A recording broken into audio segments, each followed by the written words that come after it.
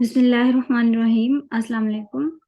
As mostly students are saying that they are having difficulty in preparing the subject of nursing theory, so we decided that we should conduct a lecture series of nursing theory. Today we are going to start our first nursing theory, that is Newman system model. मेरी कोशिश होगी कि मैं इसको simple से simple way में जो है वो आपको एक्सप्लेन करूं ताकि आप जो है उसको इजीली जो है वो कॉम्प्रिहेंड कर सकें। ठीक है, तो हम अपनी सबसे पहली जो नर्सिंग थ्योरी है स्टार्ट करते हैं। न्यूमैन सिस्टम मॉडल है जो क्योंकि एग्जाम पॉइंट ऑफ व्यू से ये इंपॉर्टेंट है, इसलिए हमने यहाँ से जो है वो स्टार्ट लिया है। न्यूमैन सिस्टम मॉडल जो है, आप हर थ्योरी के साथ एक हिंट होता है, आप कह लें कीवर्ड होता है जिससे हम उस थ्योरी को जो है वो याद रख सकते हैं। ठीक है, तो न्यूमन सिस्टम मॉडल में भी है जो एक हिंट है। ठीक है, आपके लिए सिस्टम का जो एस है वो आपके लिए एक हिंट है। ठीक है, आप सिस्टम के एस को जो है वो याद कर सकते हैं स्ट्रेस के साथ। ठीक है, यानी आप अगर कहें कि सिस्टम है तो एस से सिस्टम और एस से स्ट्रेस। मॉडल के अंदर, इस थ्योरी के अंदर जो है वो स्ट्रेस का जिक्र जो है वो सबसे ज्यादा किया होगा इस ऑथर ने, जिसने भी ये थ्योरी जो है वो मेंशन की।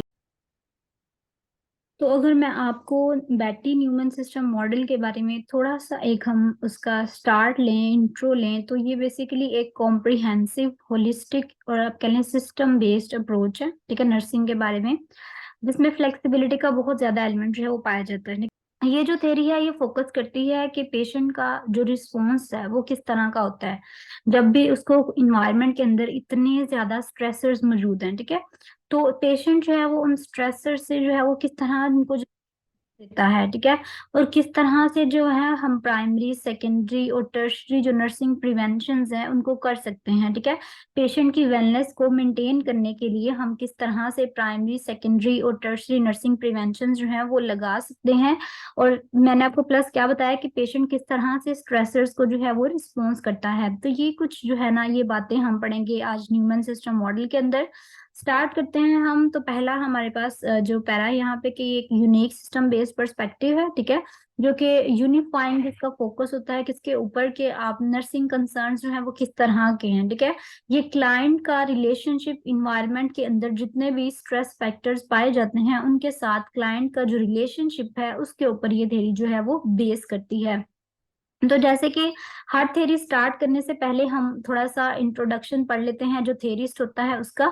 तो इसका भी हम थोड़ा सा इंट्रोडक्शन देख लेते हैं। जी, हमारे पास जो बैटी न्यूमन थी वो 1924 उनकी जो है वो डेट ऑफ बर्थ है, और 2012 तक जो थी वो सरवाइव की थी। ठीक है, तो 11 ईयर्स की जो थी वो थी जब उनके फादर जो थे उनकी डेथ हो गई थी। ठीक है, सीकेडी से उनके फादर जो थे वो डाई हो गए थे। और उनके फादर जो थे जिनके बीमार थे बहुत ज्यादा, तो इस वजह से उन्होंने अपनी नर्सिंग के बहुत ज्यादा मिली उनको ना। तो वो क्या करते थे, वो नर्सेज की बहुत ज्यादा तारीफ किया करते थे कि नर्सेज जो होती हैं वो बहुत अच्छी होती हैं, अच्छे तरीके से पेशेंट का ख्याल रखती हैं। तो उनके फादर की वजह से ही ये ज्यादा इन्फ्लुएंस हुई थी कि अच्छा मैंने भी जो है ना आगे जाके नर्सिंग का प्रोफेशन ही जो है वो चूज करना है। तो इस तरह से जो थी वो इम्प्रेस हुई थी अपने फादर से। उनके फादर बेसिकली नर्सेज से जो थे बहुत ज्यादा इन्फ्लुएंस्ड थे। और उनकी मदर जो थी वो कुछ रूरल मिडवाइफरी में थी, तो इस तरह से भी उनका ज्यादा इस प्रोफेशन में जो था वो कह लें कि ज्यादा उनका फोकस था। और अगर हम इनकी एजुकेशन के बारे में थोड़ा सा ओवरव्यू लें तो एजुकेशन इन्होंने इस तरह से कि 1947 में इन्होंने डिप्लोमा प्रोग्राम किया था। ठीक है, 1957 में इन्होंने पब्लिक हेल्थ नर्सिंग का जो था वो एग्जाम क्लियर किया। फिर एमएससी इन्होंने यूनिवर्सिटी ऑफ कैलिफोर्निया से की थी, और बाद में इनको डिफरेंट डॉक्टरेट डिग्री जो थी वो भी इन्होंने अचीव की।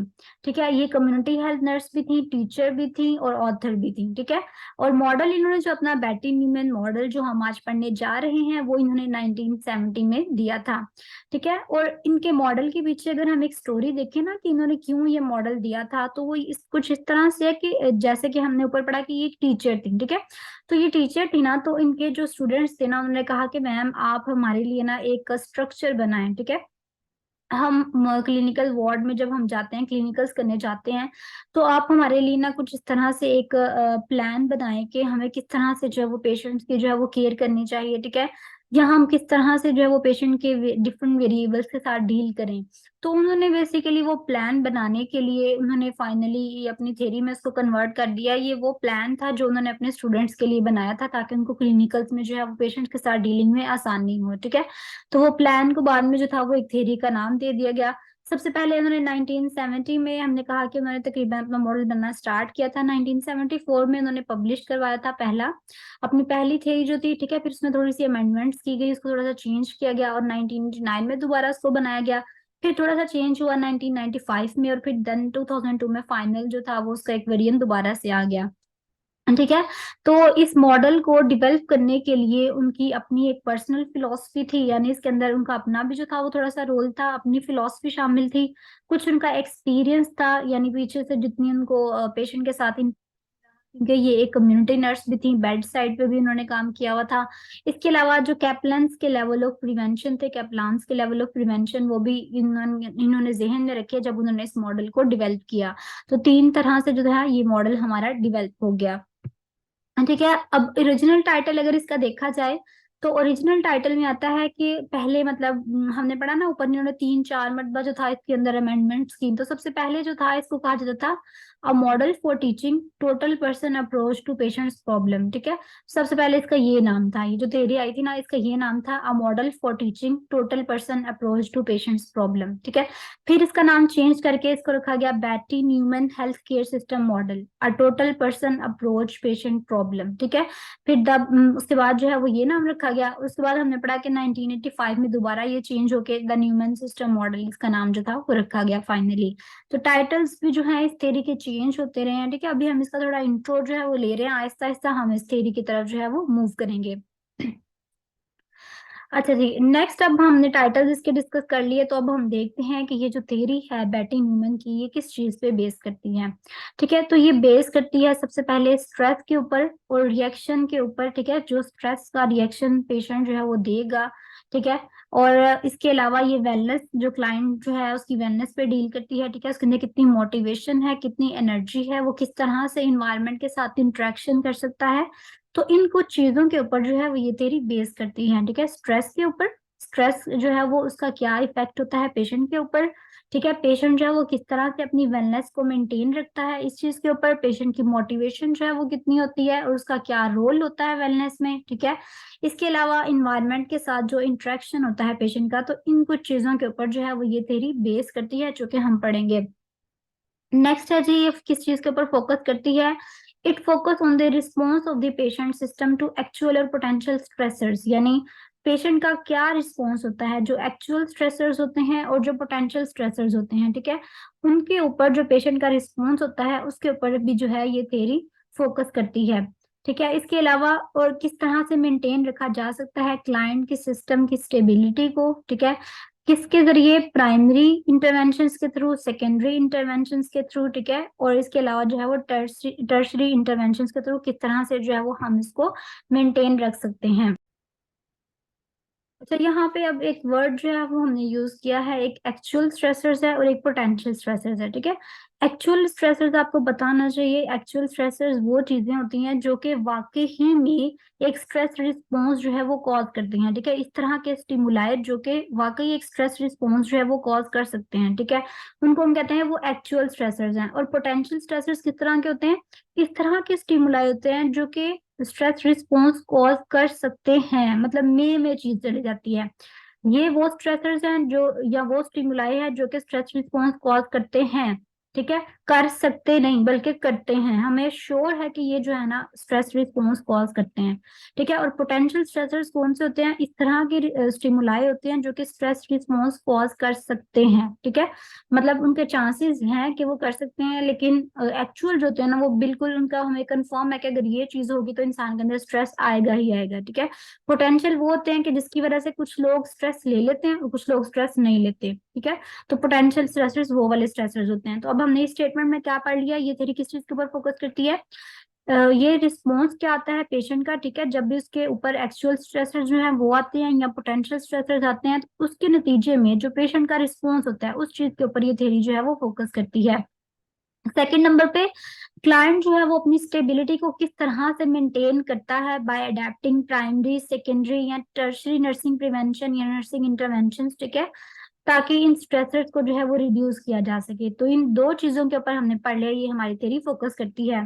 पेशेंट का क्या रिस्पॉन्स है, ठीक है, जब भी उसके ऊपर स्ट्रेसर्स आएंगे उसके नतीजे में हमने पेशेंट का रिस्पॉन्स देखना है। सेकंड नंबर पे वो अपनी स्टेबिलिटी को, अपनी वेलनेस को किस तरह से मेंटेन करेगा। जब नर्सिंग जो है उसकी प्राइमरी सेकेंडरी या नर्सिंग इंटरवेंशन जो है वो उसके ऊपर की जाएंगी, तो किस तरह से क्लाइंट जो है वो अपनी सिस्टम की स्टेबिलिटी को मेंटेन करेगा। तो ये दो चीजें हैं जिनके ऊपर ये थ्योरी फोकस करती है। नेक्स्ट हम पढ़ते हैं जी सिस्टम क्या होता है। अब यहाँ पे हमने सिस्टम की भी बात की, क्लाइंट का सिस्टम, ठीक है। तो सिस्टम होता क्या है? सिस्टम बेसिकली हम कहते हैं कि एक बाउंड्री होती है। अब ये बाउंड्री क्या है, एक सिंगल एक पर्सन के लिए भी हो सकती है, क्लाइंट के लिए हो सकती है, एक ग्रुप के लिए हो सकती है। जो एक बाउंड्री है जिसके अंदर एक इंसान जो है वो रह रहा है, ठीक है, तो उसको हम कहते हैं ये उसका सिस्टम है, ठीक है। जरूरी नहीं कि एक इंसान का ही सिस्टम हो सकता है। ये सिस्टम अगर दो इंसान होंगे तो वो दो पर्सन के लिए एक सिस्टम है, ठीक है। अगर एक ग्रुप है तो उसका एक सिस्टम है। तो एक बाउंड्री है जिसको हम कहते हैं कि एक सिस्टम है हमारे पास, ठीक है। और नंबर ऑफ ग्रुप्स के लिए भी जो है वो हो सकती है, ठीक है। और ये कोई सोशल इशू भी जो है वो कहते हैं, हम डिफाइन कर सकते हैं कि एक सोशल इशू भी जो है वो हमारे पास एक सिस्टम है। अब सिस्टम के अंदर आगे से उन्होंने टाइप बताई है सिस्टम की, कि ओपन सिस्टम क्या होता है, ठीक है। ओपन सिस्टम इस तरह का होता है जिसमें एक कॉन्टिन्यूस फ्लो होता रहता है इनपुट का और आउटपुट का। यानी अगर आप फर्ज करें कि आप एक पर्सन है, ठीक है, आपके बाहर जो है वो एक इन्वायरमेंट है, ठीक है। आपका जो सिस्टम है वो ओपन सिस्टम है, यानी आपके जो जैसे कि हमने पहले एक रॉजर का मॉडल अभी हम डिस्कस करेंगे, उसमें हमने पढ़ा था कि एनर्जी फील्ड जो है वो एग्जिस्ट करती है, ठीक है। आपके अंदर से जो एनर्जी फील्ड जो है वो एग्जॉस्ट होती है, या कुछ वाइब्स होती हैं इस तरह की जो कि इन्वायरमेंट के अंदर जा रही होती हैं, ठीक है। और इन्वायरमेंट से जो एनर्जी फील्ड होती है वो आपके अंदर आ रही होती है। तो ये एक ओपन सिस्टम है। इसमें क्या होता है कि कॉन्टिन्यूस फ्लो होता है इनपुट का, आपके अंदर वाली चीजें जो है वो इन्वायरमेंट में जा रही हैं और इन्वायरमेंट की चीजें जो है वो आपके अंदर आ रही हैं, ठीक है। तो इनपुट वगैरह, आउटपुट वगैरह, फीडबैक वगैरह जो है वो सिस्टम के अंदर ट्रांसफर हो रही है, कॉन्टिन्यूस फ्लो है उसके अंदर। तो उसको हम कहते हैं ये हमारे पास एक ओपन सिस्टम है। अगर हम इसकी डेफिनेशन देखें तो इसकी डेफिनेशन में है जी, it is a system of organised complexity where all the elements are in interaction. यानी एक इस तरह का सिस्टम है जहाँ पे इन्वायरमेंट के अंदर सारे एलिमेंट्स जो हैं वो आपस में इंटरेक्ट कर रहे हैं। उसको हम कहते हैं कि ये ओपन सिस्टम है, ठीक है।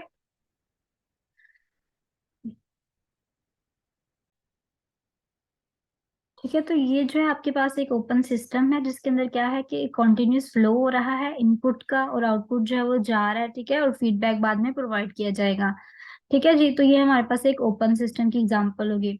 उसके बाद हम डिस्कस करते हैं कि कॉन्सेप्ट्स वगैरह जो यूज किए गए थे न्यूमन सिस्टम मॉडल में। देखिए अब हम जो है वो इम्पोर्टेंट पार्ट की तरफ जो है वो आ गए हैं। कॉन्सेप्ट्स हमने देखने हैं कि कॉन्सेप्ट्स कौन से यूज किए गए थे बैटी न्यूमन सिस्टम के अंदर। तो हम स्टार्ट करते हैं। सबसे पहला कॉन्सेप्ट उसने यूज किया था बेसिक स्ट्रक्चर का, ठीक है। अगर हम इसकी डायग्राम देखें ना तो इस तरह से बेसिक स्ट्रक्चर जो है ये बिल्कुल मिड वाला पोर्शन है, ठीक है। जो अंदर जो है वो सर्कल आपको नजर आ रहा है, ये क्या है, ये बेसिक स्ट्रक्चर है। इसको हम एनर्जी रिसोर्स भी कह सकते हैं। बेसिक स्ट्रक्चर में बेसिकली क्या है कि ये बहुत सारे वेरिएबल्स मौजूद होते हैं जिनको हम एज अ सर्वाइवल फैक्टर्स लेते हैं, ठीक है। हर इंसान के पास जो है वो कुछ सर्वाइवल फैक्टर्स होते हैं, तो वो जो वेरिएबल्स हैं आप कह लें सर्वाइवल फैक्टर्स ही हैं बेसिकली, ठीक है। उसके अंदर क्या होता है, इंसान के पास कुछ यूनिक करेक्टरिस्टिक्स भी होती हैं, ठीक है। कुछ फैक्टर्स इस तरह के होते हैं जो कि हर इंसान के अंदर कॉमन होते हैं, ठीक है। और कुछ फैक्टर्स इस तरह के होते हैं जो इंसानों के अंदर जो है वो डिफरेंट होते हैं, ठीक है। तो ये जो सर्कल है हमारे पास, ये किस चीज को रिप्रेजेंट कर रहा है, बेसिक स्ट्रक्चर को रिप्रेजेंट कर रहा है। और इसके अंदर सारे वेरिएबल्स आ जाते हैं, ठीक है। कौन कौन से वेरिएबल, जिसके अंदर हमारे पास सर्वाइवल फैक्टर्स आ जाते हैं जो कि इंसान अपनी सर्वाइवल रखने के लिए यूज करता है, वो सर्वाइवल फैक्टर्स आ जाते हैं इसके अंदर। इसके अलावा कुछ यूनिक करेक्टरिस्टिक्स आ जाती है जो हर इंसान के अंदर डिफरेंट होती हैं, ठीक है। तो आपको पता चल गया ये जो गोल यहाँ पे स्ट्रक्चर बना हुआ है, एक सर्कल है, बेसिक स्ट्रक्चर को रिप्रेजेंट करता है। इसके अंदर आ जाएंगे वेरिएबल्स, और वेरिएबल्स के अंदर सर्वाइवल फैक्टर्स और कुछ यूनिक करेक्टरिस्टिक्स जो है वो आ जाएंगी हमारे पास, ठीक है। तो अब हम देख लेते हैं कि सेंट्रल कोड जो है, थोड़ा सा थ्योरी के अकॉर्डिंग भी पढ़ लेते हैं कि सेंट्रल कोड जो है जी is made up of those basic survival factors common to the species, ठीक है। कुछ सर्वाइवल फैक्टर्स हैं इसके अंदर जो कि तकरीबन हर इंसान के अंदर जो है वो पाए जाते हैं। इसके अलावा these factors include the system variable genetic features and the strength and weakness of the system parts। तो इन फैक्टर्स के अंदर जो सर्वाइवल फैक्टर्स हैं उनकी एग्जांपल दी हुई है उन्होंने कि इन फैक्टर्स के अंदर जो है वो क्या क्या चीजें आ जाती हैं, सिस्टम के वेरिएबल्स आ जाते हैं डिफरेंट, ठीक है, जेनेटिक फीचर्स आ जाते हैं, ठीक है, जेनेटिक फीचर्स में हमारे पास आ जाता है कि जिस तरह से हेयर कलर है किसी का और होगा, किसी का और होगा, ठीक है। इसके अलावा strength and weakness of the system parts, तो ये सारी चीजें जो है वो हमारे पास सेंट्रल कोड के अंदर जो है वो आ जाती हैं।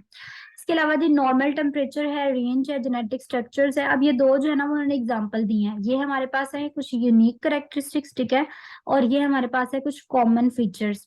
यूनिक करेक्टरिस्टिक्स हमारे पास जो आती हैं वो आता है नॉर्मल टेम्परेचर, यानी हर एक इंसान का जो टेम्परेचर है ना वो डिफरेंट होता है, ठीक है, किसी के लिए कुछ नॉर्मल होता है, किसी के लिए कुछ नॉर्मल होता है।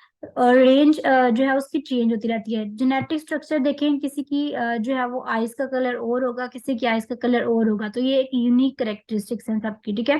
रिस्पॉन्स पैटर्न आ जाता है हमारे पास कि आप किस तरह से रिस्पॉन्स करते हैं स्ट्रेस को, ये भी चेंज होता है। ऑर्गन स्ट्रेंथ या वीकनेस, सबकी ऑर्गन स्ट्रेंथ वीकनेस सेपरेट होती है, ठीक है।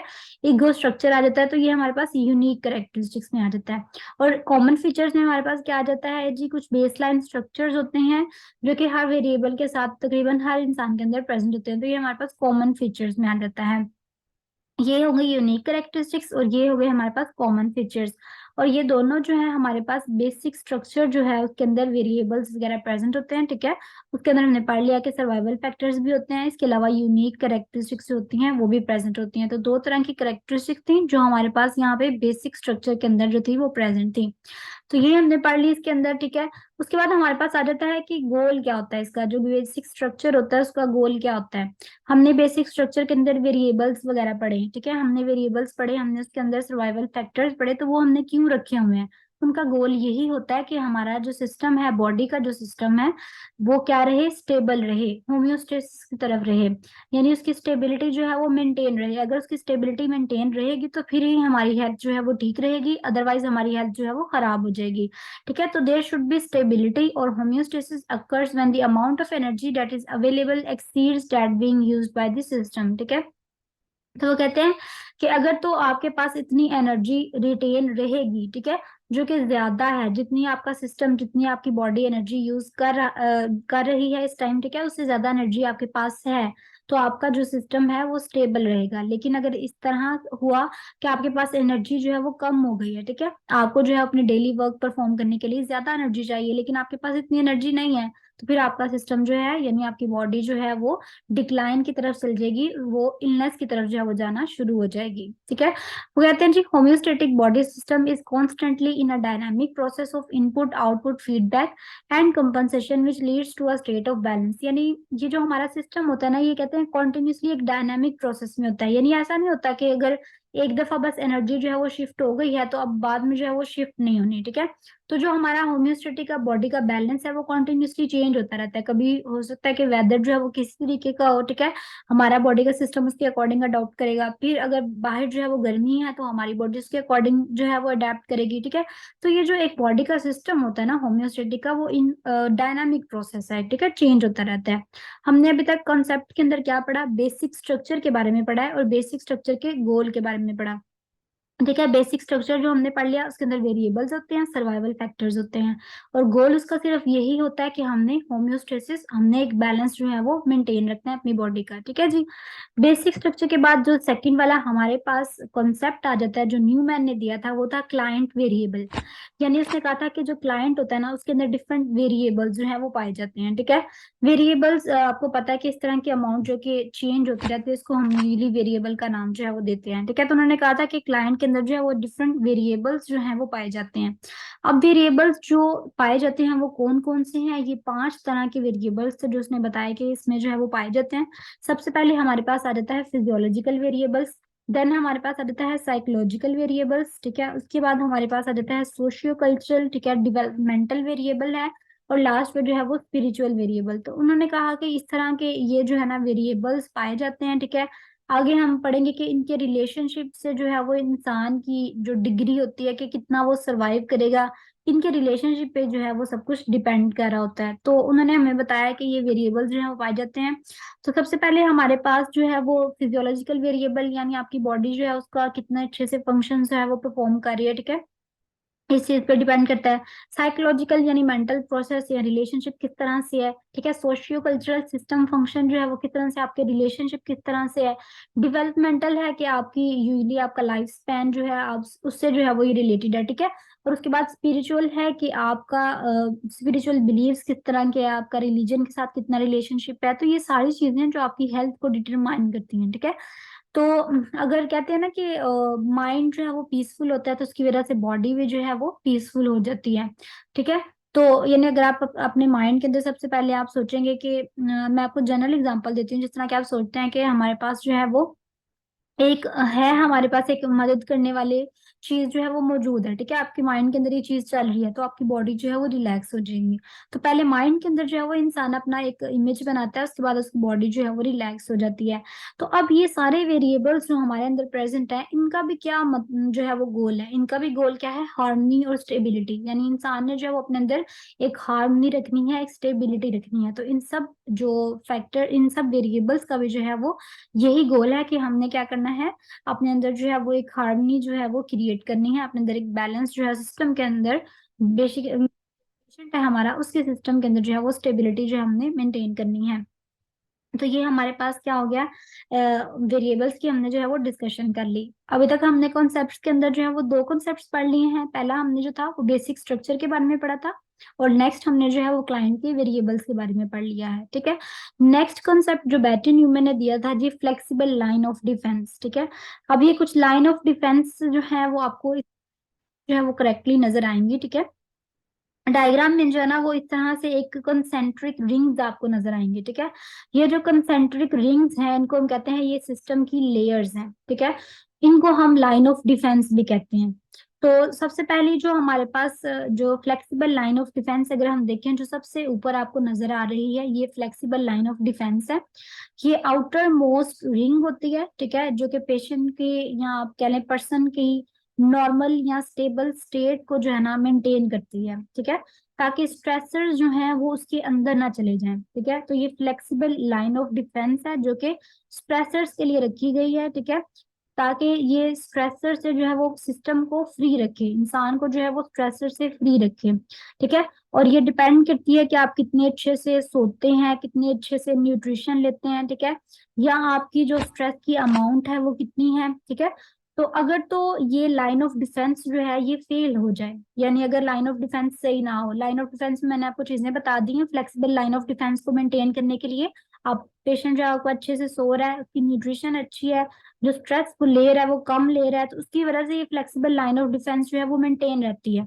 लेकिन अगर ये सारा कुछ ऑपोजिट हो जाए, ठीक है, जो स्ट्रेसर्स हैं वो ज्यादा हो जाए, तो उसकी वजह से क्या होता है, ये लाइन ऑफ डिफेंस जो होती है वो फेल हो जाती है, ठीक है।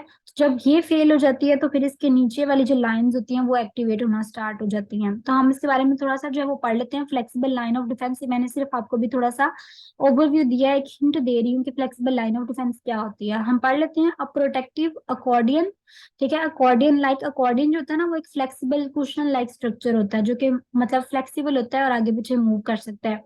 तो ये एक protective accordion like mechanism that surround and protect the normal line of defence, ठीक है। ये किस चीज को प्रोटेक्ट कर रही है, नॉर्मल लाइन ऑफ डिफेंस को प्रोटेक्ट कर रही है from invasion by the stressors, यानी स्ट्रेसर्स जो है वो उसके अंदर ना जाए। तो उससे प्रोटेक्ट करने के लिए हमारे पास बाहर एक लाइन है, उसको हम कहते हैं फ्लेक्सिबल लाइन ऑफ डिफेंस। तो आपको अगर आ जाता है फ्लेक्सिबल लाइन ऑफ डिफेंस क्या है, तो सिंपल आपने क्या लिखना है, फ्लेक्सिबल लाइन ऑफ डिफेंस एक आउटर मोस्ट रिंग है, ठीक है, जो कि एक प्रोटेक्टिव बफर के तौर पे काम करता है कि इंसान की जो नॉर्मल स्टेट है वो मेंटेन रहे और जो स्ट्रेसर्स हैं वो उसके अंदर इन्वेड ना करें, ठीक है, स्ट्रेसर्स अंदर ना जाएं और पर्सन जो है वो स्ट्रेसर से फ्री रहेगा, ठीक है। तो इस चीज के लिए हमारे पास बाहर एक लाइन है, उसको हम कहते हैं फ्लेक्सिबल लाइन ऑफ डिफेंस, ठीक है जी।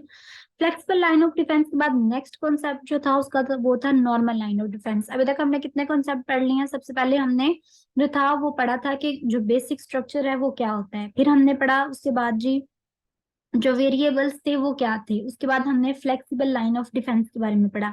अब हम पढ़ने लगे हैं नॉर्मल लाइन ऑफ डिफेंस, ठीक है। तो नॉर्मल लाइन ऑफ डिफेंस क्या होता है, अब ये जो मैंने आपको डायग्राम दिखाई है इसके अंदर फ्लेक्सिबल लाइन ऑफ डिफेंस के अंदर देखें एक और आपको लाइन नजर आ रही है। अच्छा, जो पहले हमने फ्लेक्सिबल लाइन देखी थी ना वो डॉटेड थी, ठीक है। अब ये वाली लाइन जो है ये एक कह लें कॉन्टिन्यूस लाइन है, ठीक है, इसके अंदर डॉट्स नहीं है। फ्लेक्सिबल लाइन ऑफ डिफेंस का मतलब ये था कि वो ऊपर नीचे हो सकती है, चेंज हो सकती है, लेकिन नॉर्मल लाइन ऑफ डिफेंस जो है वो बिल्कुल एक रिंग, एक जो है वो कॉन्टिन्यूस रिंग में है, ठीक है। तो नॉर्मल लाइन ऑफ डिफेंस जो है ये मिडल रिंग होता है, ठीक है। ये पर्सन का नॉर्मल या कह लें कि यूजुअल जो वेलनेस की स्टेट होती है उसको रिप्रेजेंट कर रहा होता है, ठीक है। और ये usual level of wellness wellness जो है ये बेसिकली हर पर्सन के लिए डिफरेंट होता है, ठीक है। तो कहते हैं कि नॉर्मल लाइन ऑफ डिफेंस जो है वो क्या होती है, इट इज डायनामिक है, ठीक है, चेंज होती रहती है। और जिस तरह से आप रिस्पॉन्स करेंगे, जिस तरह से इन्वायरमेंट के साथ कोप अप करेंगे, तो उसके ऊपर जो है normal line of defence depend करती है। हम थोड़ा सा इसके बारे में रीड कर लेते हैं। Normal line of defence an adaptational level of health developed over time, ठीक है। टाइम के साथ साथ जो है ये नॉर्मल लाइन ऑफ डिफेंस आपकी बनती है and considered normal for a particular individual client और सिस्टम, यानी हर इंसान की जितनी भी है उसको हम नॉर्मल कंसिडर करेंगे। स्टैंडर्ड फॉर वेलनेस डेविएंस डिटर्मिनेशन, ठीक है। ये नॉर्मल लाइन ऑफ डिफेंस अगर किसी पर्सन की ठीक है तो इसका मतलब ये है कि वो स्ट्रेस से दूर है। अगर इसके अंदर कोई प्रॉब्लम है तो मतलब आप जो है वो बीमारी की तरफ मूव कर रहे हैं। It represents what the client has become over time or the usual state of wellness, ठीक है। तो ये जो लाइन होती है ना ये क्या रिप्रेजेंट कर रही होती है, आपकी वेलनेस की स्टेट को रिप्रेजेंट कर रही है कि किस तरह की जो आपकी वेलनेस की स्टेट है। अगर ये नॉर्मल लाइन ऑफ डिफेंस में कोई प्रॉब्लम होगी या नहीं होगी तो मतलब समझे कि आप जो है वो डिजीज की तरफ मूव कर रहे हैं और आपकी जो वेलनेस की स्टेट है वो ठीक नहीं है, ठीक है। तो नॉर्मल लाइन ऑफ डिफेंस हमने पढ़ लिया, सिर्फ आपने याद रखना है कि एक मिडल रिंग है जो कि पर्सन की नॉर्मल या वेलनेस की स्टेट को रिप्रेजेंट करता है, ठीक है। फ्लेक्सिबल लाइन ऑफ डिफेंस हमने पढ़ा था आउटर मोस्ट रिंग है, ठीक है, और एक बफरिंग सिस्टम के तौर पर एक्ट करता है ताकि स्ट्रेसर्स जो है वो अंदर ना जाए। नॉर्मल लाइन ऑफ डिफेंस हमने पढ़ लिया कि एक मिडल रिंग है जो कि पर्सन की नॉर्मल स्टेट ऑफ वेलनेस को रिप्रेजेंट करता है। उम्मीद करती हूँ आपको अभी तक जो है वो इसकी समझ आ रही होगी, ठीक है। नेक्स्ट हमारे पास आ जाती है लाइन ऑफ रेजिस्टेंस, ठीक है। तो लाइन ऑफ रेजिस्टेंस को क्या होता है कि जब जो नॉर्मल लाइन ऑफ डिफेंस है जब वो इन्वेडेड हो जाती है स्ट्रेसर्स के जरिए, ठीक है। अभी हमने सबसे ऊपर फ्लेक्सिबल लाइन ऑफ डिफेंस आपको नजर आ रही है, उसके नीचे नॉर्मल लाइन ऑफ डिफेंस नजर आ रही है, ठीक है।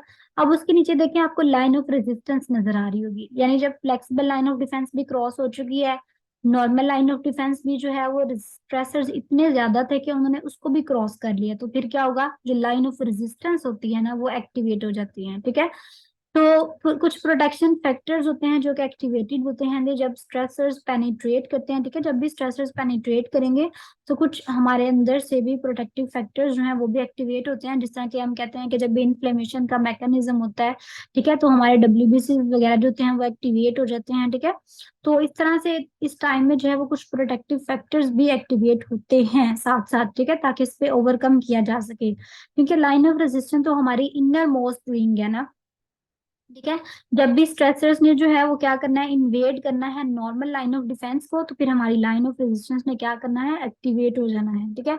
ये कोशिश करती है कि क्लाइंट का सिस्टम जो है वो स्टेबल हो जाए किसी तरीके से, ठीक है। प्रोटेक्टिव फैक्टर्स होते हैं उनको एक्टिवेट करती है क्योंकि ये लास्ट बाउंड्री है जो कि बेसिक स्ट्रक्चर को प्रोटेक्ट कर रही है, ठीक है। तो ये लास्ट बाउंड्री है, तो इसने कोशिश करना है कि बेसिक स्ट्रक्चर तक जो है वो स्ट्रेसर्स ना पहुंच पाए। इससे पहले पहले ही मैं कुछ इस तरह का मैकेनिज्म करूं कि जो है ना चीज यहीं पे कंट्रोल हो जाए, ठीक है। तो जब भी स्ट्रेसर्स ने इन्वेड किया नॉर्मल लाइन ऑफ डिफेंस को, सिस्टम के अंदर एंटर होने की कोशिश की, तो लाइन ऑफ रेजिस्टेंस जो है वो हमारी एक्टिवेट हो जाएगी, ठीक है। अगर तो लाइन ऑफ रेजिस्टेंस हमारी एक्टिवेट हो जाती है, हमारे प्रोटेक्टिव फैक्टर्स इतने अच्छे होते हैं कि वो उसको मैनेज कर लें, तो पेशेंट जो है आपका क्लाइंट जो है वो ठीक हो जाएगा। लेकिन अगर तो इतनी इफेक्टिव नहीं होती तो फिर क्या इंसान डेथ की तरफ, डिजीज की तरफ जो है वो मूव कर जाता है। तो ये जो थी हमारे पास तीन लाइन ऑफ डिफेंस थी जो हमने अभी तक पढ़ी, flexible line of defence, normal line of defence और लाइन ऑफ रेजिस्टेंस, ठीक है। तो उसके बाद जी हमारे पास जो नेक्स्ट कॉन्सेप्ट उसने दिया था, इनपुट आउटपुट का कॉन्सेप्ट दिया था। ठीक है, इनपुट आउटपुट यानी जो मैटर है, जो एनर्जी है, या जो इंफॉर्मेशन है जो कि इंसान के दरमियान और उसके इन्वायरमेंट के दौरान मूव होगी। ठीक है, तो जो एंटर हो रही है या जो सिस्टम को लीव कर रही है उसको हम कहते हैं ये हमारे पास इनपुट है और आउटपुट है। ठीक है, जो चीज जा रही है इन्वायरमेंट के अंदर वो हमारे पास हमारी जो है वो आउटपुट है। ठीक है, और जो हमारे पास आ रही है वो इनपुट है। अगर इन्वायरमेंट के अकॉर्डिंग देखा जाए तो जो चीज इन्वायरमेंट के अंदर जा रही है वो इनपुट है और जो आ रही है वो आउटपुट है। ठीक है, तो इस तरह से करके कोई भी मैटर है, कोई भी एनर्जी है या इंफॉर्मेशन है, वो इन्वायरमेंट के अंदर जा रही है या इन्वायरमेंट से आपकी तरफ आ रही है, वो इनपुट आउटपुट है। इसकी मैं आपको एक अच्छी सी एग्जांपल देती हूँ ताकि आपका कॉन्सेप्ट जो है वो क्लियर हो जाए। अब अक्सर इस तरह से होता है कि अगर हमारा इन्वायरमेंट अच्छा हो ना तो हमारे इंसान का मूड बहुत अच्छा हो जाता है। यानी अगर आप किसी पीसफुल इन्वायरमेंट में है ना, तो क्या होगा कि उसको देख के आपका मूड फ्रेश हो जाता है। ठीक है, इससे इससे क्या मतलब है कि जो इन्वायरमेंट की एनर्जी थी ना वो आपके अंदर ट्रांसफर हो गई है। ठीक है, यानी इन्वायरमेंट के पास एक पॉजिटिव एनर्जी थी जो कि आपके अंदर ट्रांसफर हो गई है, और आपकी जो नेगेटिव एनर्जी थी वो इन्वायरमेंट ने अपने अंदर एब्जॉर्ब कर ली है। ठीक है, तो इनपुट आउटपुट यानी एक चीज ने आपको जो है वो कुछ चीज प्रोवाइड की है, आपने उसको जो था वो आउटपुट प्रोवाइड किया। तो इस तरह से इनपुट आउटपुट जो है वो बैटिंग ह्यूमन के अकॉर्डिंग क्या है, कोई मैटर, एनर्जी या कोई इंफॉर्मेशन जो क्लाइंट के दरमियान और उसके एनवायरनमेंट के दरमियान ट्रांसफर होती है। ठीक है, उसको हम कहते हैं इनपुट और आउटपुट। ठीक है जी, नेक्स्ट कॉन्सेप्ट इसका क्या था, स्ट्रेसर्स, जो कि बहुत ज्यादा इंपॉर्टेंट कॉन्सेप्ट था। ठीक है, अगर हम रिवाइज करें थोड़ा सा, पहले हमने बेसिक स्ट्रक्चर के बारे में पढ़ा है। ठीक है, कॉन्सेप्ट जितने हमने पढ़े हैं उनके अंदर सबसे पहले हमने बेसिक स्ट्रक्चर के बारे में पढ़ा था, हमने वेरिएबल्स के बारे में पढ़ा था। ठीक है, हमने flexible line of defence, normal line of defence और लाइन ऑफ रेजिस्टेंस, तीन लाइंस के बारे में जो है वो पढ़ लिया है। ठीक है, उसके बाद हमने इनपुट और आउटपुट के बारे में पढ़ लिया। कितने कॉन्सेप्ट हमने पढ़ लिए, 6 कॉन्सेप्ट हमने पढ़ लिए हैं। अब नेक्स्ट हम 7वें कॉन्सेप्ट की तरफ जो है वो मूव कर रहे हैं, जो कि है स्ट्रेसर्स। ठीक है, अब स्ट्रेसर जो है उसका सबसे इंपॉर्टेंट जो था ना, कह लें उसका कॉन्सेप्ट है स्ट्रेसर्स के बारे में। तो स्ट्रेसर्स क्या है जी, any phenomena that might penetrate both the flexible and normal line of defence. ठीक है, कोई भी इस तरह का फिनोमेना जो कि पेनिट्रेट करता है नॉर्मल लाइन ऑफ डिफेंस में, फ्लेक्सिबल लाइन ऑफ डिफेंस में। ठीक है, उसको हम कहते हैं ये स्ट्रेसर है। अगर आप अपनी बुक देखेंगे तो उसके अंदर मेंशन किया उन्होंने कि स्ट्रेसर्स इस तरह के इन्वायरमेंटल फोर्सेस होती हैं जो कि सिस्टम की स्टेबिलिटी को अल्टर कर देती हैं, जो कि सिस्टम की स्टेबिलिटी को चेंज कर देती हैं। ठीक है, तो उसको हम स्ट्रेसर्स कहते हैं। ठीक है, अगर आप अपनी बुक वाली डेफिनेशन लिखना चाहें आप वो भी लिख सकते हैं कि stressors are environmental forces that may alter the system stability. ठीक है, तो ये भी आप डेफिनेशन मेंशन कर सकते हैं स्ट्रेसर्स की। और अगर आप ये लिखना चाहें कि any phenomena that might penetrate both the flexible and normal line of defence, उसको हम स्ट्रेसर कहते हैं। अब जो स्ट्रेसर्स है ना वो पॉजिटिव भी हो सकते हैं, नेगेटिव भी हो सकते हैं। अब हमारे जहन में ये होता है कि स्ट्रेसर जो एक इस तरह की चीज है जो कि बस नेगेटिव ही है। ठीक है, स्ट्रेसर जो है वो पॉजिटिव भी हो सकता है। किस तरह से, ये डिपेंड करता है कि आपने किस तरह से उसको परसीव किया है। अब आप अपनी एग्जांपल ले लें, अगर आपको थोड़ा सा स्ट्रेस होगा ना कि मैंने एग्जाम की प्रिपरेशन करनी है, ठीक है, तो वो आपका पॉजिटिव स्ट्रेस है कि अच्छा चलो मैं प्रिपरेशन करता हूँ, मैंने अच्छे मार्क्स लेने हैं, इस तरह से कुछ। ठीक है, तो वो आपके अंदर एक पॉजिटिव स्ट्रेस है। ठीक है, लेकिन अगर आपके अंदर बहुत ज्यादा स्ट्रेस आ जाता है, बहुत ज्यादा एंजाइटी आ जाती है कि आप एग्जाम में बैठे बैठे कोई क्वेश्चन ही आगे पीछे कर देते हैं, तो वो आपके लिए एक नेगेटिव स्ट्रेस है। ठीक है, तो ये स्ट्रेस जो है ये पॉजिटिव भी हो सकता है, नेगेटिव भी हो सकता है, डिपेंड करता है आप किस तरह से उसको परसीव करते हैं। ठीक है, तो जो बेटी न्यूमैन ने ना 3 तरह के स्ट्रेसर जो थे वो हमें एक्सप्लेन किए थे। 3 तरह के स्ट्रेसर्स उसके कौन से थे जी, इन्वायरमेंटल फैक्टर्स के अंदर उसने बताया था 3 तरह के हमारे पास जो है वो स्ट्रेसर्स होते हैं। ठीक है, एक है हमारे पास इंटरपर्सनल स्ट्रेसर्स। ठीक है, एक आ जाता है हमारे पास इंट्रापर्सनल।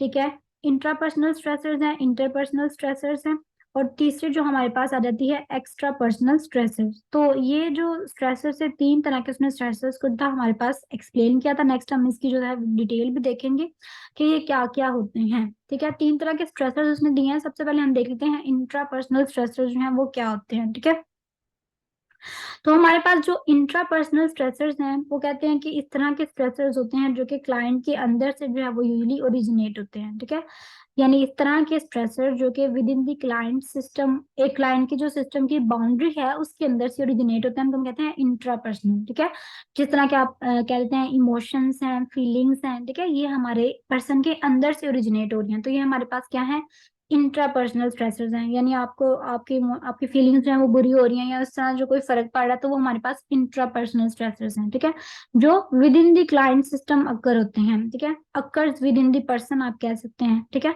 तो वो हमारे पास इंट्रापर्सनल स्ट्रेसर्स हैं। नेक्स्ट हमारे पास रहता है इंटरपर्सनल स्ट्रेसर्स, ठीक है, इंटरपर्सनल स्ट्रेसर्स कौन से होते हैं, जो कि between the individual system boundary जो है वो अकर होते हैं, ठीक है, या आप कह लें कि एक से ज्यादा सिस्टम के अंदर जो है वो पाए जा सकते हैं, तो वो हमारे पास क्या होता है, इंटरपर्सनल। इंट्रा जो था विद इन द सिस्टम, और इंट्रापर्सनल जो है बिटवीन द सिस्टम या बिटवीन द पर्सन्स, तो उनके अंदर हम कहते हैं ये इंटरपर्सनल स्ट्रेसेस है। जिसमें आप कहते हैं कि रोल एक्सपेक्टेशन, कि कोई आपके रोल को इस तरह से एक्सपेक्ट कर रहा है कि आप इस तरह से जो है वो अपना रोल परफॉर्म करें, लेकिन आप किसी और तरीका से परफॉर्म कर रहे हैं, तो ये इंटरपर्सनल जो है वो एक स्ट्रेसर जो है वो आ जाता है आपके अंदर, ठीक है। एक्स्ट्रा पर्सनल होते हैं जो आउटसाइड द इंडिविजुअल अक्कर होते हैं यूजली, जिस तरह के आप कह लें कि जॉब या फाइनेंस का प्रेशर है, ठीक है, तो ये सारी चीजें जो है आपके अंदर एक्स्ट्रा पर्सनल स्ट्रेसर जो है वो कॉज कर। अब हमने यहाँ पे कितनी तरह के स्ट्रेसेस पढ़ लिए, 3 तरह के स्ट्रेसेस जो हैं वो पढ़ लिए हैं, ठीक है। Intrapersonal, intrapersonal occurs within a person, जिस तरह के पर्सन के इमोशन है, फीलिंग्स है। Interpersonal occur between the individual, for example role expectation. Extrapersonal occur outside the individual, जिस तरह के पर्सन की जॉब है या कोई फाइनेंशियल प्रेशर है, तो ये हमारे पास 3 तरह के आ जाएंगे स्ट्रेसर्स, ठीक है। नेक्स्ट हमारे पास जो है वो आ जाता है इन्वायरमेंट। नेक्स्ट हमारे पास जो कॉन्सेप्ट है आ जाता है हमारे पास इन्वायरमेंट। तो बैटिंग वुमेन के अकॉर्डिंग जो इन्वायरमेंट था वो क्या था, इन्वायरमेंट उसने डिफाइन किया कि इंटरनल या एक्सटर्नल फैक्टर्स होते हैं जो कि क्लाइंट की सराउंडिंग को जो है वो इफेक्ट करते हैं, ठीक है। तो उसने कहा कि ये उसका क्या होता है, इन्वायरमेंट होता है, ठीक है। तो इन्वायरमेंट में भी उसने ना आगे से क्लासिफिकेशन की कि एक इंटरनल एक्सटर्नल इन्वायरमेंट होता है, ठीक है। तो उसने कहा कि इंटरनल इन्वायरमेंट भी जो है वो एग्जिस्ट करता है, और एक्सटर्नल इन्वायरमेंट भी जो है वो एग्जिस्ट करता है, जो कि इंसान के ऊपर जो है वो इफेक्ट करता है। इन्फ्लुएंस होता है उसका, पॉजिटिव भी हो सकता है, नेगेटिव भी हो सकता है, ठीक है। और उसके बाद जो है हमारे पास इंटरनल इन्वायरमेंट, उसने क्या बताया था जी, exist within the system, ठीक है। इंट्रापर्सनल जो है वो हो सकता है all forces that are exclusively within the boundaries of the client system, ये हम उसका इंटरनल इन्वायरमेंट है। जो भी क्लाइंट के अंदर चीजें चल रही हैं वो उसका इंटरनल इन्वायरमेंट है, और जो भी उसके आउटसाइड में जो है वो चीजें चल रही हैं वो उसका एक्सटर्नल इन्वायरमेंट है। अब ऊपर जो हमने स्ट्रेसर्स पढ़े हैं ना, उनके अंदर इंट्रापर्सनल तो बिल्कुल वही था जो इंसान के अंदर चल रहा है, ठीक है। और जो इंटरपर्सनल और एक्स्ट्रा पर्सनल है, ये दो चीजें जो है वो सिस्टम के बाहर चल रही हैं, ठीक है, उसके इन्वायरमेंट के अंदर चल रही हैं। तो इस वजह से इंटरपर्सनल और एक्स्ट्रा पर्सनल उसका एक्सटर्नल इन्वायरमेंट है, जबकि इंट्रापर्सनल जो है वो उसका इंटरनल इन्वायरमेंट है। तो बैटिंग ह्यूमन ने इन्वायरमेंट के बारे में क्या बताया जी, इंटरनल फैक्टर्स होते हैं, कुछ एक्सटर्नल फैक्टर्स होते हैं जो कि इंसान के ऊपर जो है वो इफेक्ट करते हैं। अब बैटिंग ह्यूमन ने ना इंटरनल इन्वायरमेंट और एक्सटर्नल इन्वायरमेंट के साथ ना एक तीसरी टाइप बताई थी इन्वायरमेंट की, वो होती है क्रिएटेड इन्वायरमेंट। क्रिएटेड इन्वायरमेंट में क्या होता है, जो कि क्लाइंट जो है वो अनकॉन्शियसली ही डिवेल्प कर लेता है। इसके अंदर ना तीनों इन्वायरमेंट आ जाते हैं, तीनों जो है वो आप कह लें कि कंडीशंस आ जाती हैं, इंटर की भी, इंट्रा की भी और एक्स्ट्रा पर्सनल की भी, ठीक है। तो इंटरपर्सनल, इंट्रापर्सनल और एक्स्ट्रा पर्सनल तीनों चीजें जो है वो इसमें मौजूद हो, उसको हम कहते हैं वो आपके पास क्रिएटेड इन्वायरमेंट है, ठीक है। जो क्लाइंट ने क्या किया है, खुद क्रिएट जो है वो कर लिया हुआ है, ठीक है, और अनकॉन्शियसली जो है वो क्लाइंट ये क्रिएट कर लेता है, ठीक है। तो हमारे पास जो है क्रिएटेड इन्वायरमेंट आ गया। अब हमने इन्वायरमेंट को जो है वो डिस्कस कर लिया, ठीक है। मेन पर्पस इसका भी क्या है जी, इन्वायरमेंट जो है उसको सही रखना है आपने, इंटेग्रिटी स्टेबिलिटी जो है वो आपने मेंटेन रखनी है, ताकि पेशेंट की जो हेल्थ है वो पॉजिटिव रहे, ठीक है जी। तो ये हमारे पास इन्वायरमेंट का भी जो है वो हमने डिस्कस कर लिया थोड़ा सा। नेक्स्ट हमारे पास स्टेबिलिटी, जिसको हम काफी देर से डिस्कस कर रहे हैं कि क्लाइंट की स्टेबिलिटी आपने मेंटेन रखनी है। तो स्टेबिलिटी है क्या चीज है, ठीक है। ये आप इस तरह से कह सकते हैं कि जो स्ट्रेसर्स है ना, उनके साथ जब हम सक्सेसफुली कोप कर लेते हैं, ठीक है, तो आपका जो लेवल ऑफ हेल्थ है वो आपने मेंटेन कर लिया। इस चीज को हम कहते हैं कि आपने अपनी स्टेबिलिटी अचीव कर ली, ठीक है। आपने जितने भी स्ट्रेसर्स थे उनके साथ अच्छे से कोप अप किया, आपने अपनी जो एडिक्वेट लेवल ऑफ हेल्थ था उसको मेंटेन रखा, तो आप समझ लें कि आपने स्टेबिलिटी जो है वो अचीव कर ली है।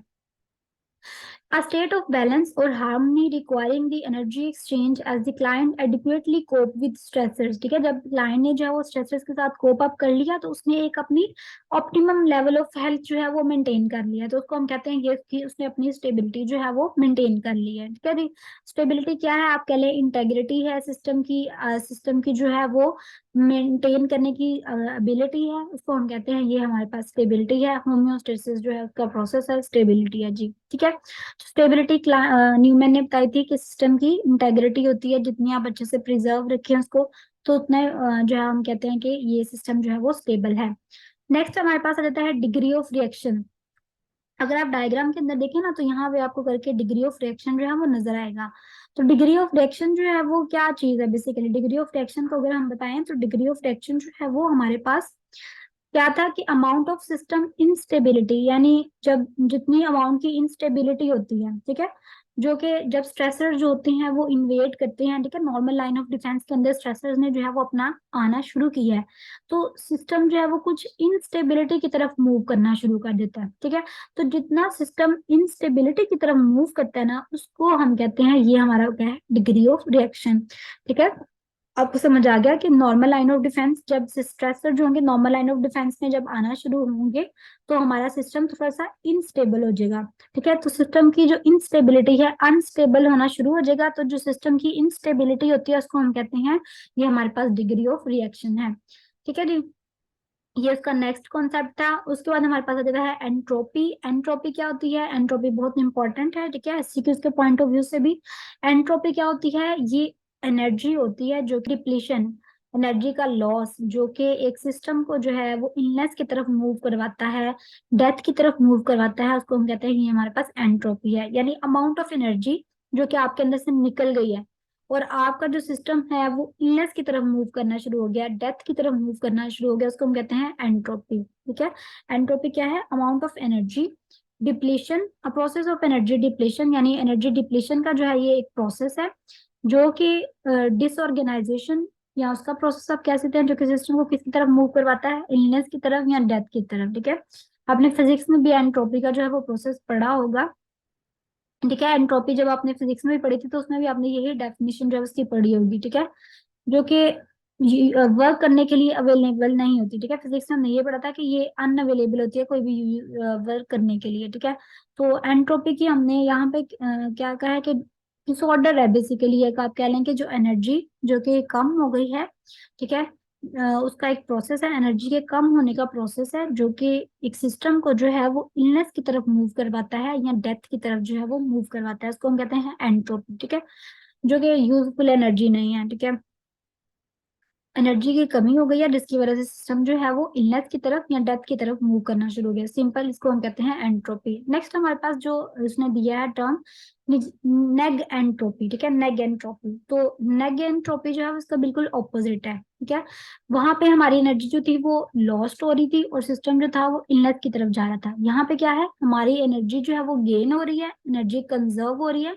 जिसकी वजह से सिस्टम जो है वो स्टेबिलिटी की तरफ जा रहा है। ठीक है, नेगेंट्रोपी और एंट्रोपी ये दोनों टर्म्स आपको अच्छे से आने चाहिए। एंट्रोपी एनर्जी जो है वो कम हो रही है और सिस्टम जो है वो डिसेबिलिटी की तरफ जा रहा है, डेथ की तरफ जा रहा है। नेगेंट्रोपी एनर्जी जो है वो कंजर्व हो रही है और हमारा सिस्टम जो है वो स्टेबिलिटी की तरफ जा रहा है, तो ये हमारे पास क्या है, नेगेंट्रोपी। ये हमारे पास नेक्स्ट कंसेप्ट था इसका। ठीक है, उसके बाद हमारे पास दो तीन कंसेप्ट इसके सिर्फ रह गए हैं। रिकॉन्स्टिट्यूशन में क्या आता है जी, रिकॉन्स्टिट्यूशन भी अब मैं आपको डायग्राम में दिखाती हूँ, यहाँ पे करके आपको ये रिकॉन्स्टिट्यूशन नजर आ रहा है। ठीक है, रिकॉन्स्टिट्यूशन यहाँ पे क्या शो करता है, return and maintenance of system stability. ठीक है, जब भी आपने जो है वो कुछ प्रिवेंशन की हैं, कुछ ट्रीटमेंट किया है स्ट्रेसर्स के रिलेटेड, तो आपका सिस्टम जो है वो अब मेंटेन हो रहा है। ठीक है, रिटर्न हो रहा है आपका सिस्टम किसकी तरफ, स्टेबिलिटी की तरफ जो है वो आ रहा है आपका सिस्टम, तो इसको हम कहते हैं रिकॉन्स्टिट्यूशन, यानी दोबारा से चीज जो है वो रिहेबिलिटेट हो रही है, इसको हम क्या कहेंगे, रिकॉन्स्टिट्यूशन। नेक्स्ट कंसेप्ट इसका क्या था, वेलनेस और इलनेस के बारे में उसने कॉन्सेप्ट दिया। ठीक है, वेलनेस को उसने डिफाइन किया, इलनेस को डिफाइन किया। तो वेलनेस को उसने क्या कहा कि जब भी जो क्लाइंट का सिस्टम होता है ना वो हार्मनी में होता है, ठीक है, तो उसको हम कहते हैं वेलनेस का सिस्टम है, ठीक है, in which all the system parts and subparts are in harmony with the whole system of the client, यानी इन्वायरमेंट के भी और क्लाइंट के भी जो सारे पार्ट्स हैं वो आपस में एक दूसरे के साथ हार्मनी के साथ हैं, ठीक है, अलाइन कर रहे हैं, तो हम कहेंगे कि क्लाइंट जो है वो वेलनेस की तरफ मूव कर रहे हैं। और इलनेस क्या होता है कि in a state of insufficiency with disrupting needs unsatisfied, यानी जब क्लाइंट की नीड जो है वो सेटिस्फाइड नहीं हो रही, डिसहार्मनी है among the parts of the system, ठीक है, तो उसको हम कहते हैं इलनेस। वेलनेस क्या है, अगर सिस्टम और उसके पार्ट्स के अंदर जो है वो हार्मनी है, ठीक है, क्लाइंट का जो है ना वो सिस्टम है, क्लाइंट का बॉडी उसको सिस्टम कंसिडर कर लें, जो क्लाइंट का सिस्टम है ना उसके अंदर अगर हार्मनी है तो हम कहेंगे ये वेलनेस है, अगर उसके अंदर जो है वो डिसहार्मनी है तो उसको हम कहेंगे ये इलनेस है।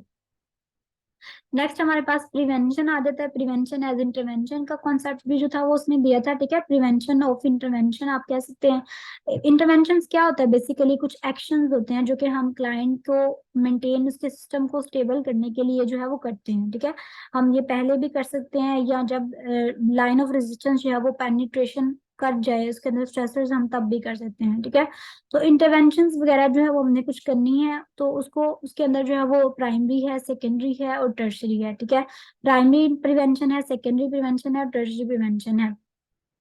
तो प्राइमरी प्रिवेंशन हम कब करते हैं, जब एक स्ट्रेसर जो है हमें पता है, हमें सस्पेक्टेड है अभी के जो है ना स्ट्रेसर जो है वो आ सकता है, ठीक है, रिएक्शन अभी हुआ नहीं है, ठीक है, लेकिन ये है कि रिस्क जो है ना वो मौजूद है कि स्ट्रेसर जो है ना वो आके इसके ऊपर अटैक कर सकता है, तो तब हम क्या करते हैं, जो इंटरवेंशंस करेंगे वो हमारे पास आ जाती हैं प्राइमरी प्रिवेंशन, ठीक है, primary prevention occurs prior to the system reacting to a stressor, या अभी सिस्टम ने जो है वो अभी स्ट्रेसर ने जो है वो सिस्टम के ऊपर अटैक नहीं किया, उससे पहले जो है वो हम क्या करेंगे, हेल्थ प्रमोशन के लिए या वेलनेस को मेंटेन करने के लिए कुछ एक्शन लेंगे, उनको हम कहते हैं प्राइमरी प्रिवेंशन, ठीक है, और ये हम क्यों करते हैं, ताकि फ्लेक्सिबल लाइन ऑफ डिफेंस जो है वो हमारे पास स्ट्रोंग हो जाए, ठीक है, हम रिस्क फैक्टर्स को रिड्यूस करेंगे ताकि हमारे पास ये जो फ्लेक्सिबल लाइन ऑफ डिफेंस है ये इस काबिल हो कि जो भी स्ट्रेसर आना है उसको जो है ये मजबूती से पकड़ ले, ठीक है। अब जो हम प्राइमरी प्रिवेंशन में चीजें करते हैं वो क्या करते हैं, क्लाइंट के लिए अगर हम हॉस्पिटल पॉइंट ऑफ व्यू से देखें तो इम्यूनाइजेशन करते हैं, ठीक है, हेल्थ एजुकेशन करते हैं, एक्सरसाइज वगैरह करेंगे, लाइफ स्टाइल चेंज करेंगे ताकि हमारा प्राइमरी प्रिवेंशन का प्रोसेस जो है वो ठीक तरीके से हो सके, क्योंकि प्राइमरी प्रिवेंशन में क्या है, हमने अभी स्ट्रेसर जो है वो हमें सस्पेक्टेड है कि स्ट्रेसर आ सकता है, हमें उसका रिस्क है, लेकिन अभी वो आया नहीं है, ठीक है, अभी उसने अटैक नहीं किया। नेक्स्ट हमारे पास सेकेंडरी प्रिवेंशन किसने टर्म बताई, after the system react to a stressor, यानी अब स्ट्रेसर ने क्या है जी, अब स्ट्रेसर ने अटैक कर दिया है, ठीक है, तो तब जो हमने प्रिवेंशन लेनी है वो हमारे पास आ जाती हैं सेकेंडरी प्रिवेंशन, ठीक है, अब स्ट्रेसर ने क्या किया, अटैक कर दिया, तो अब हमने स्ट्रेंथन करना है किसको, अब इंटरनल लाइन ऑफ रेजिस्टेंस को हमने मजबूत करने की कोशिश करनी है, क्योंकि फ्लेक्सिबल लाइन ऑफ डिफेंस तो हमारी अब उसने अटैक, अब हमने किसको मजबूत करना है, इंटरनल लाइन ऑफ रेजिस्टेंस को हमने मजबूत करना है, किस तरह से हम उसको मजबूत कर सकते हैं जी, अपनी मेडिसिन वगैरह ले सकते हैं, ट्रीटमेंट वगैरह करवा के, ठीक है, ड्रग्स वगैरह जो है वो लेके, तो हम अपनी इंटरनल लाइन ऑफ रेजिस्टेंस को जो है वो क्लाइंट की इंटरनल लाइन ऑफ रेजिस्टेंस को मजबूत करेंगे, ठीक है जी, तो इसको हम क्या कहते हैं, हमारे पास सेकेंडरी प्रिवेंशन है जिसमें सिस्टम को हमने स्टेबल करने की कोशिश करनी है। नेक्स्ट हमारे पास आ जाता है कि टर्शरी प्रिवेंशन, टर्शरी प्रिवेंशन हम कब कहते हैं, जब हमने ट्रीटमेंट वगैरह ले लिया हुआ है, ठीक है, सेकेंडरी प्रिवेंशन की स्ट्रेटजीज हमने यूज कर ली हुई हैं, तो अब हमारा सिस्टम जो है वो रीएडजस्टमेंट की तरफ जाएगा, ठीक है, हमारा सिस्टम क्या करेगा, दोबारा से स्टेबिलिटी की तरफ मूव करने की कोशिश करेगा, तो इसको हम ये जो सारी चीजें हैं ये हमने टर्शरी प्रिवेंशन में करनी होती है, यानी जो क्लाइंट की वेलनेस है वो हमने उसको मेंटेन करना है, ठीक है, रिकॉन्स्टिट्यूशन का प्रोसेस करना है, ठीक है, और हमने उसको जो है वो रीस्टैब्लिश करना है, तो ये सारा कुछ हमारे पास आता है जी टर्शरी प्रिवेंशन में।